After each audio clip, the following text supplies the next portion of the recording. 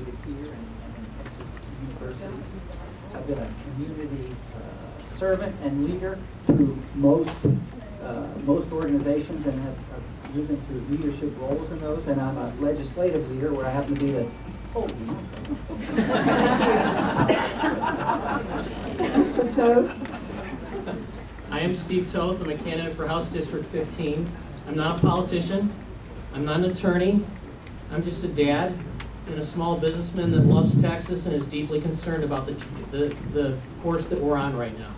Over the past 10 years, while the state has grown 23%, spending has increased 44%. And according to the Texas Public Policy Foundation, we should be spending about $45 billion a year if you look at our population growth adjusted for inflation, but we're spending close to $90 billion. It's unsustainable.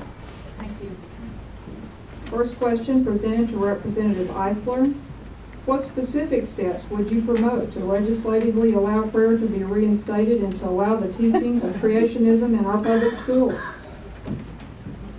Well, it would probably come through public education. And in fact, we did have a bill that allowed the Bible to be taught as a course in our public schools. And am I in it? Okay. It's better to just straight on.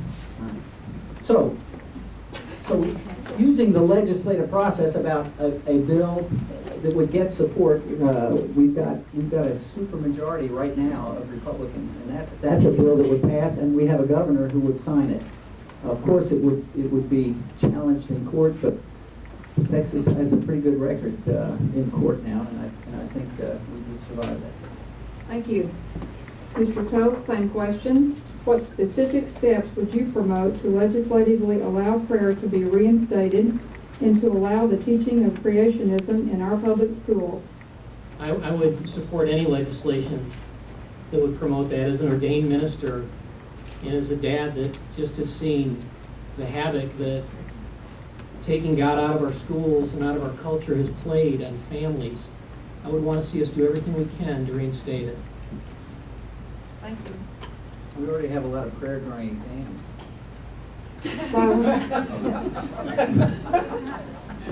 Representative Eisler, second question to you. What exactly is the rainy day fund and where does it stand now? Well, the rainy day fund is an economic stabilization fund that uses the monies that are let's say excess to the budget that goes in and builds up. Now, what happens?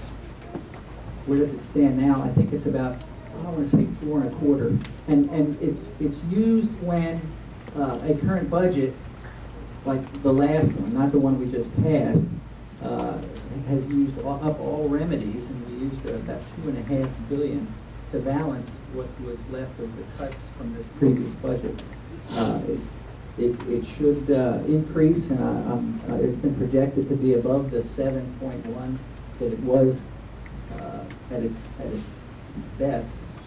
And I think with a lot of well, I don't think anybody's looking to spend any of it.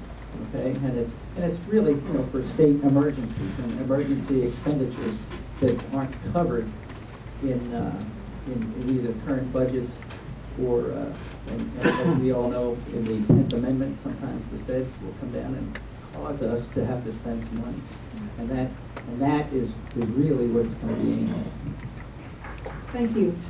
Mr. Toth, same question to you. What exactly is the rainy day fund and where does it stand now? Where it stands right now, and at the beginning of the 82nd legislative session, they dipped into it for $2.5 billion because of a known budget shortfall that was coming. They underfunded education at the 81st legislative session by $2.5 billion. In this session, you can shake your head, but in this session, they're going to dip into it again for $2 billion. This budget is not balanced, and we should not be using the rainy day fund to balance the budget. Thank you. How about a round of applause for these two candidates?